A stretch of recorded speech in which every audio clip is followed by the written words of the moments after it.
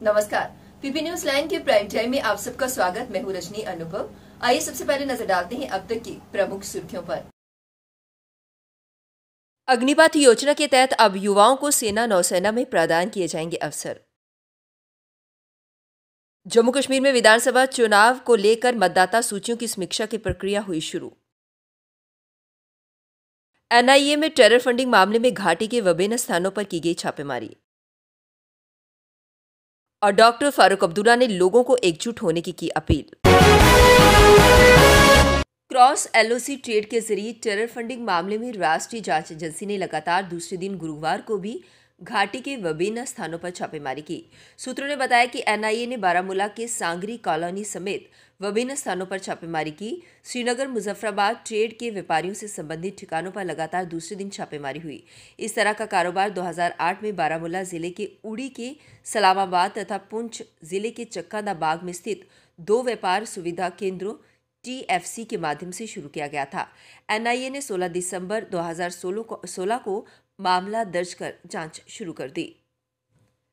जम्मू कश्मीर में विधानसभा चुनाव की तरफ से कदम बढ़ाते हुए चुनाव आयोग ने मतदाता सूचियों की समीक्षा की प्रक्रिया शुरू कर दी है। नई मतदाता सूची का प्रथम प्रकाशन 31 अगस्त तक पूरा कर लिया जाएगा। इस दौरान मतदाताओं को आपत्तियां एवं सुझाव देने का अवसर दिया जाएगा। नई दिल्ली में इस संबंध में मुख्य चुनाव आयुक्त राजीव कुमार राय और चुनाव आयुक्त अनूप चंद्र पांडे की संबंधित अधिकारियों के साथ बैठक हुई।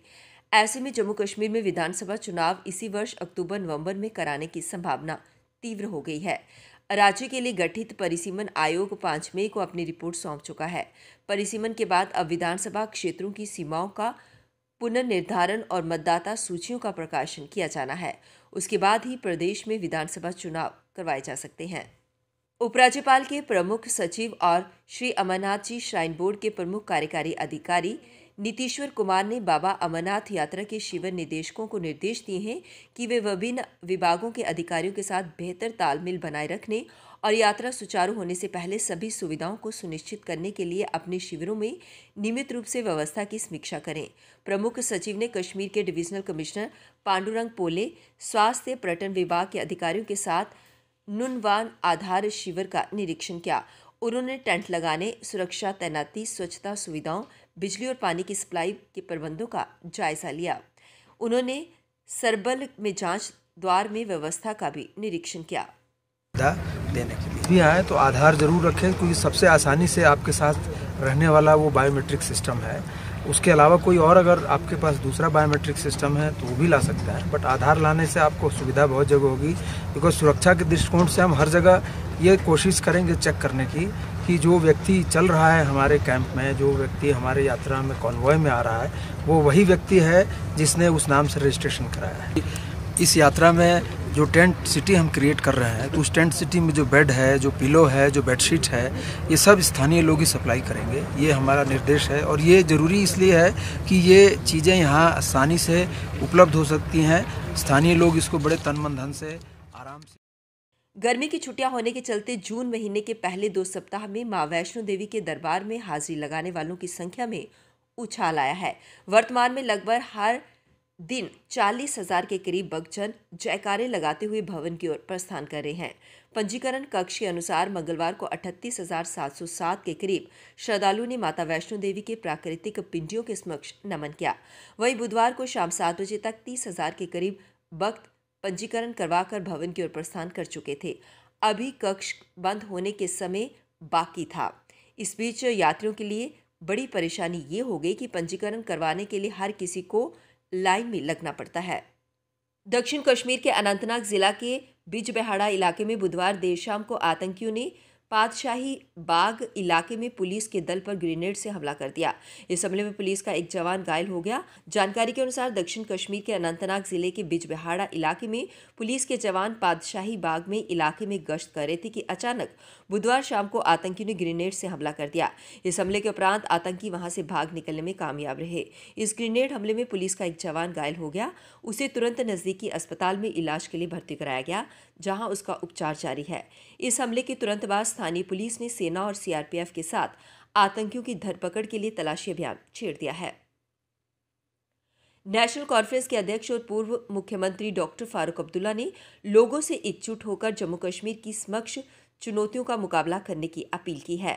उन्होंने जम्मू कश्मीर में 5 अगस्त 2019 से पूर्व की संवैधानिक बहाली के लिए नेका के संघर्ष को जारी रखने की संकल्पबद्धता को भी दोहराया।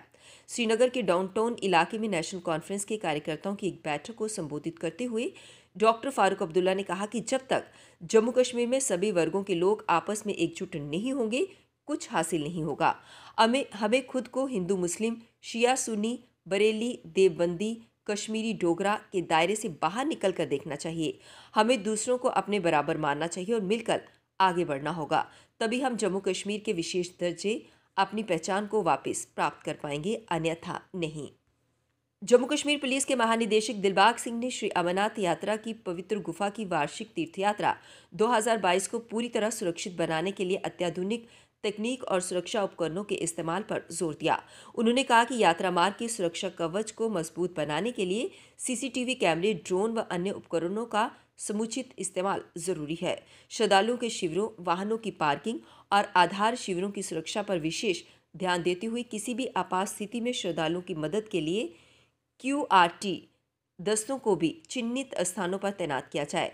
उन्होंने ये निर्देश आज CRPF, ITBP, BSF और नागरिक प्रशासन के वरिष्ठ अधिकारियों की बैठक में श्री अमरनाथ की पवित्र गुफा की तीर्थ यात्रा के लिए किए जा रहे सुरक्षा प्रबंधों की समीक्षा के दौरान जारी किए। पुलिस महानिदेशक ने बैठक में मौजूद सभी अधिकारियों को आधार शिविरों के सभी संभव सुरक्षा प्रबंध करने और संचार नेटवर्क को पूरी तरह मजबूत करने के लिए कहा। अग्निपथ योजना सशस्त्र बलों और राष्ट्र के लिए एक परिवर्तनकारी सुधार है।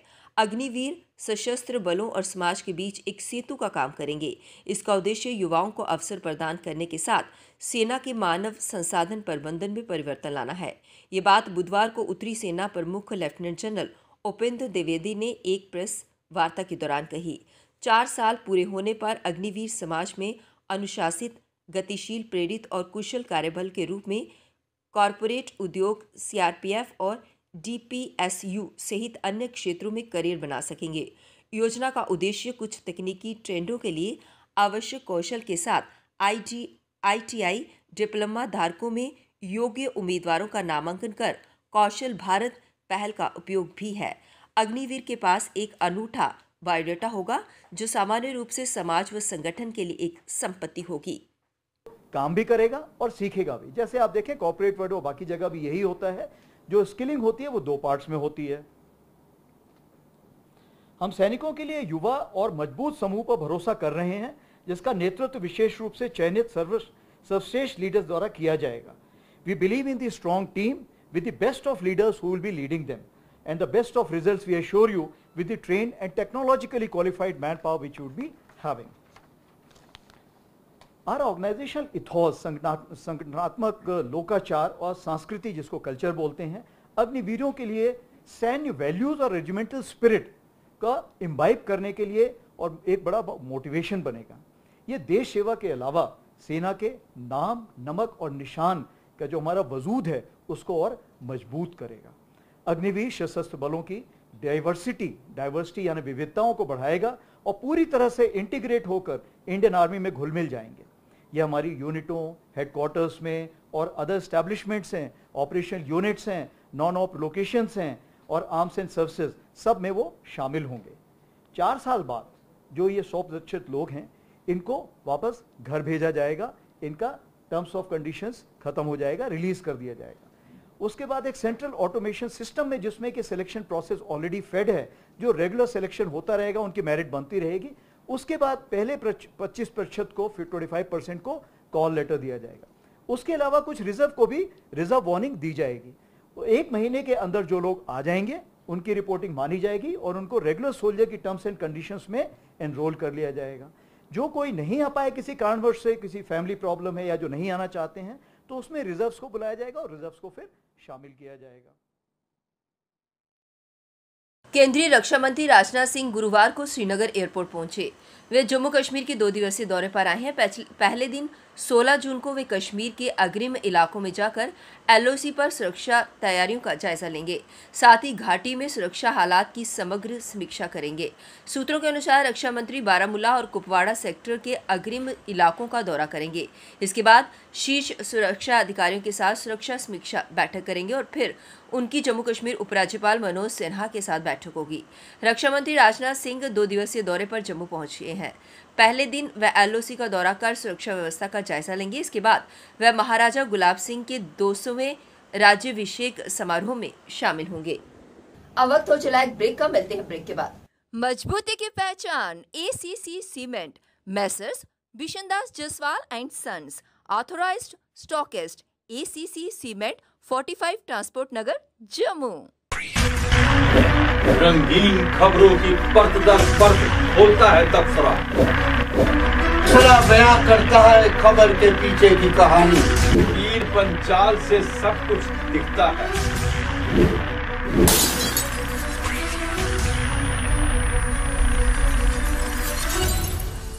ब्रेक के बाद बढ़ते हैं अगली खबर की तरफ। अग्निपथ योजना के तहत अनियम में इंडियन आर्मी की न्यू रिक्रूटमेंट स्कीम को लेकर आज स्टूडेंट्स द्वारा जोरदार प्रदर्शन किया गया। उन्होंने कहा कि पुरानी सारी रिक्रूटमेंट को कैंसिल कर इस नई रिक्रूटमेंट को फिर से सामने लाया गया है। उन्होंने कहा कि पिछले में बहुत सारे टेस्ट में ये लोग पास हो गए थे, लेकिन अब उसे कैंसिल कर दिया गया है। इसी को लेकर उन्होंने जोरदार प्रदर्शन किया। कि उठ के तुम आप कुछ AC रूम च उठो, उठ के आखो सब कुछ रद्द जी नवा लागू। सरकार से क्या मांग रखते हैं आप? हर इको मांग है कि साਡਾ पेपर होना चाहिए जी, बिल्कुल सही होना चाहिए। ऐ नहीं है कि पेपर करन ते बाद च सारे मुंडे अनफिट करन, मैरिट रेट ਵਧਾਹਨ कुछ करन। मतलब कि हुण उन्होंने मुंडे कड्ढने ते है ना 4,000 ਵਿੱਚੋਂ 10 मुंडे चुक के कहणगे कि जी अहीं पेपर ले लिया। वो तो सानू पागल बनाने वाली गल होगी ना। पेपर बिल्कुल सही होना चाहिए, जिस हिसाब से चले गए उस हिसाब का होना चाहिए। सानू होर कक्ख नहीं चाहिए वीरे, अहीं हक लिए आए थे। ठीक है, बाकी सानू भी घर काम है सब कुछ है यार, अहीं हक लिए आए थे, कोई खेडा खेडन नहीं आए थे यार। Jammu and Kashmir teachers forum Jammu में आज मास्टर गेट की ट्रांसफर्स को लेकर जो लिस्ट निकाली गई है उसमें हुई धांधलियों को लेकर प्रदर्शन किया गया। उन्होंने कहा कि उस प्रीवियस लिस्ट को मॉडिफाई किया जाए और जो नई लिस्ट आए उसमें जो सही प्रक्रिया है वो की जाए। इसी को लेकर उन्होंने अपना प्रदर्शन किया और अपनी बात रखी। फेयर होनी चाहिए, हर एक के लिए एक ही मापदंड होना चाहिए। कुछ लोगों को 0 किलोमीटर ट्रांसफर किया गया है, जबकि कुछ एक को 70 से 80 किलोमीटर किया गया है। दूसरी ओर कुछ लोग पिछले 10-10 सालों में से सिटी के अंदर सर्व कर रहे हैं और कुछ लोग पिछले 8-10 साल से फार फ्लंग एरिया में हार्ड जोन्स में सर्व कर रहे हैं। सबके साथ एक ही मापदंड होना चाहिए। ट्रांसफर्स में जो त्रुटियां हैं वो दूर होनी चाहिए और डिसेंट्रलाइजेशन ऑफ पावर्स होना चाहिए। पहले ऐसा होता था जो टीचर्स की ट्रांसफर्स यूज करते थे और मास्टर ग्रेड की ट्रांसफर जो है हमारे डायरेक्टर साहब करते थे, लेकिन इस बार BK सिंह सर ने सेंट्रलाइजेशन ऑफ पावर्स कर दिया है। भारतीय सेना की फिजिकल परीक्षा में उत्तीर्ण हुए अभ्यर्थियों ने उनका रिटेन पेपर रद्द होने को लेकर आज जम्मू में प्रदर्शन किया। प्रदर्शनकारियों ने केंद्र सरकार के खिलाफ नाराजगी जताई। प्रदर्शनकारियों का कहना था कि पिछले काफी समय से वो सेना में भर्ती के लिए तैयारी कर रही हैं, जिसको लेकर उन्होंने फिजिकल परीक्षा भी उत्तीर्ण की थी और अब वो लिखित परीक्षा का इंतजार कर रहे थे, जब उन्हें पता चला कि भर्ती ही रद्द कर दी गई है और जम्मू कश्मीर में भी टॉट लागू हो गया है, जो कि उनके साथ नाइंसाफी है। उन्होंने सरकार के प्रति नाराजगी जताते हुए इस फैसले को वापस लेने की मांग की।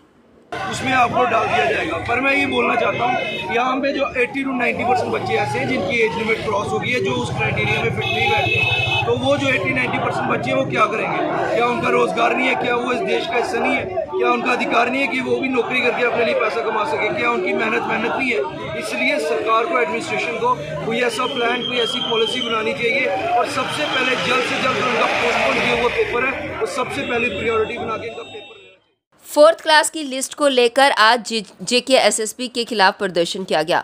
उन्होंने कहा कि 4th क्लास की लिस्ट निकल चुकी है, लेकिन कभी कभी वो लिस्ट विड्रॉ कर ली जाती है और फिर से वो लिस्ट निकाली जाती है, लेकिन अभी तक उन्हें ये क्लियर नहीं हुआ है कि उनकी ज्वाइनिंग कहाँ पर है।